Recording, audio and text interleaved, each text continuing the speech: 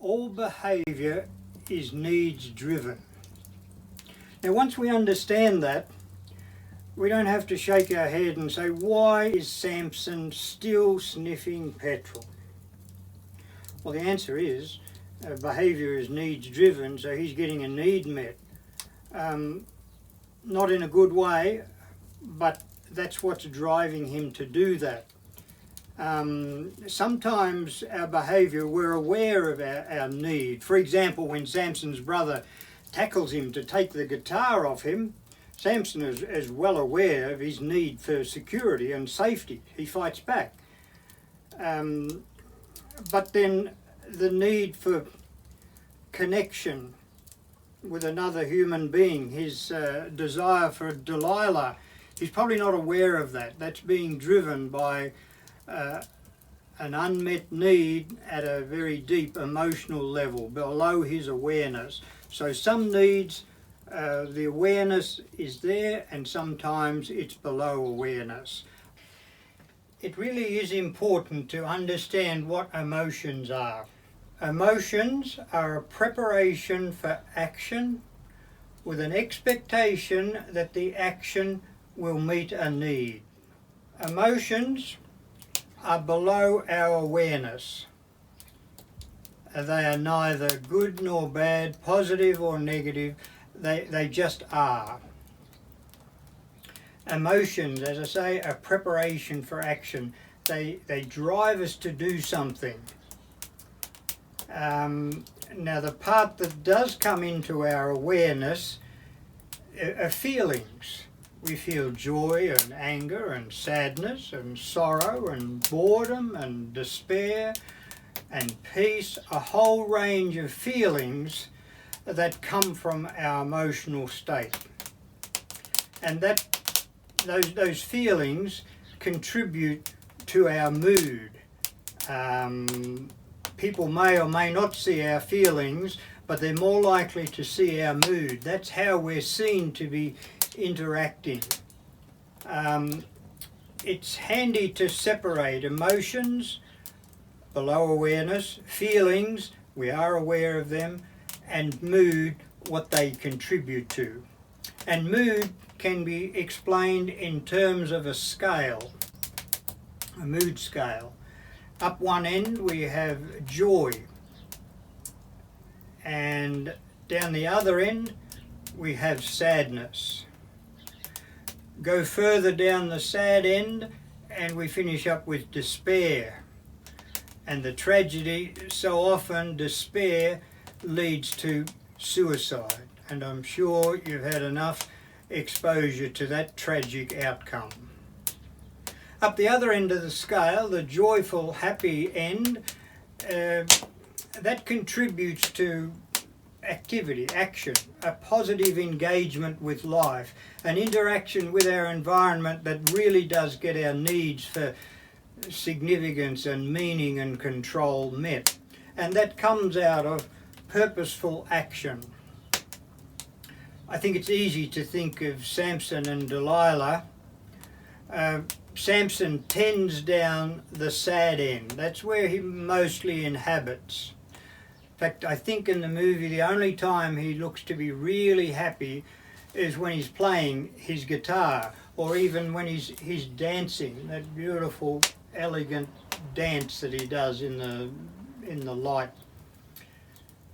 Delilah, on the other hand, seems to be much more buoyant, much more emotionally flourishing, inhabiting mainly up the joy end of the scale. We're all on the scale. Some people tend to swing a long way towards the happiness and then sink towards the sadness.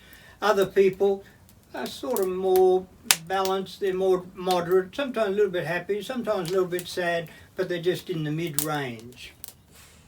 And when we're thinking about emotions preparing us for action, it's useful to remember three things: something to love, something to do, and something to look forward to.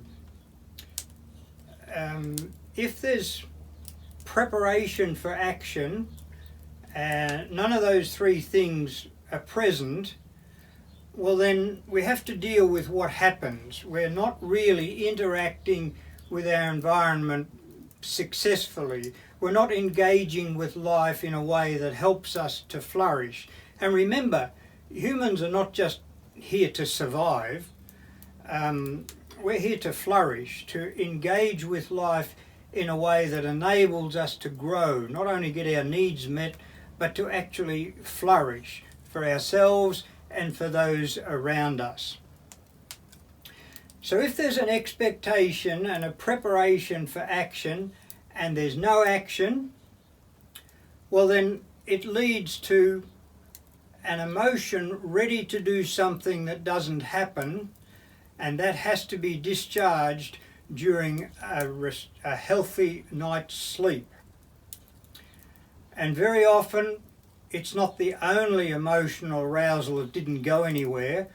It's probably there are several of them. So this tends to become a state of high emotional arousal because they're getting ready to do things that they don't ever do. And that's not a healthy state. A lot of emotional distress you people would be looking at in your communities, you could attribute to that thing. And don't get caught into thinking that people that are depressed and unmotivated are not highly emotionally aroused, because they are. There's a lot of emotion going on there. It's just that there's no action. And that leads to poor awareness and poor choices. And the array of patterns they have to make sense of their world becomes narrower and narrower. And there you have the fertile ground for the seeds of addiction. Think of Samson. His world has become narrow and narrow and narrow. He wakes up of a morning, first thing he does is not engage with life and get going to do something, reaches for the can. And addictions, they hijack so much of our brain to completely reduce our chances of making good choices. And they not only hijack our brain, but they also trick us into thinking that our needs are being met, that we're in control, and that life has meaning. It tricks us into thinking that's how it is, and it isn't. It promises stuff that it does not deliver. And it doesn't matter what sort of addiction it is, whether it's abuse, substance abuse, could be pornography, it could be an addiction to violence. The only way you can really feel as though you're somebody is by the expression of violence. That is common and very, very dysfunctional in a community, to an individual as well as their community.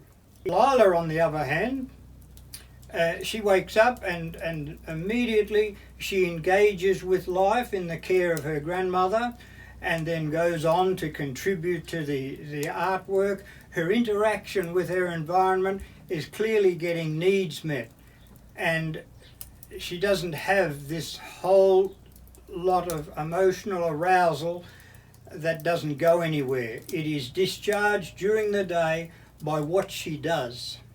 Samson, on the other hand, his emotional arousal, getting ready to do something, doesn't lead anywhere, doesn't get discharged during the day.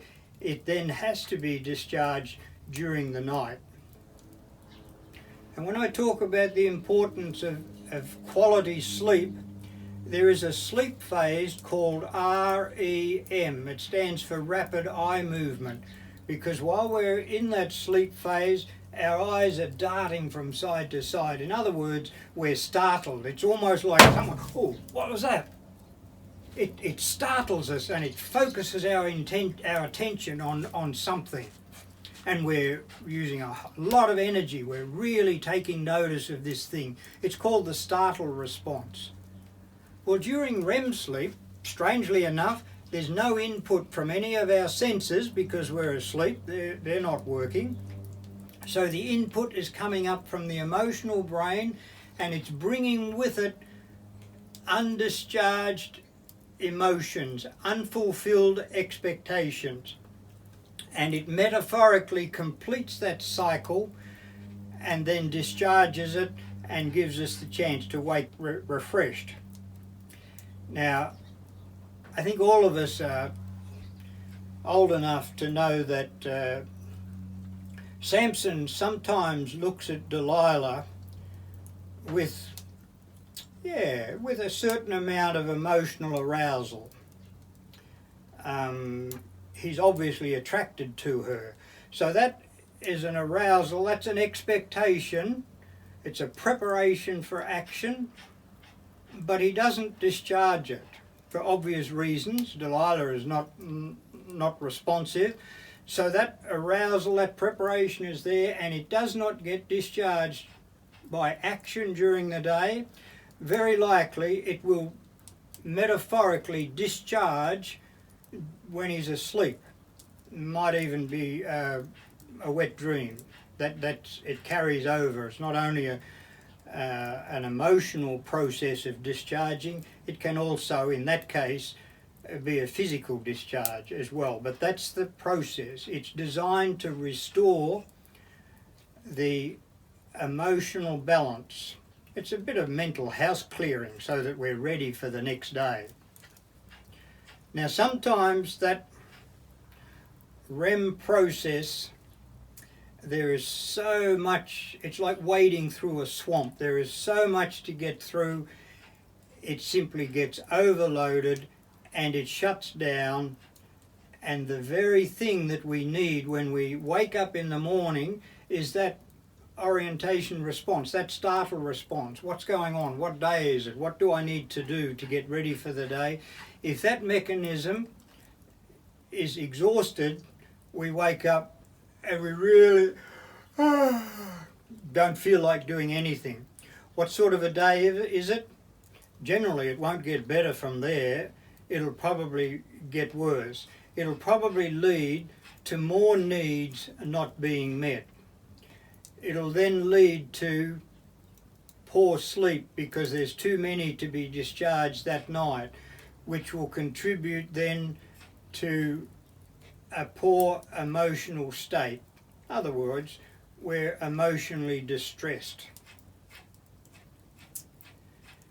Now, I'd be happy if you thought of some questions or things that you could think, well, that's all very well, Merv, but in my community there is da-da-da-da-da-da-da, and pose that question to me, and I'll be happy to work that question with an answer between us that will make sense to you and ultimately be helpful in your work in that community. So thank you for listening. Goodbye from me, and goodbye from Snowy.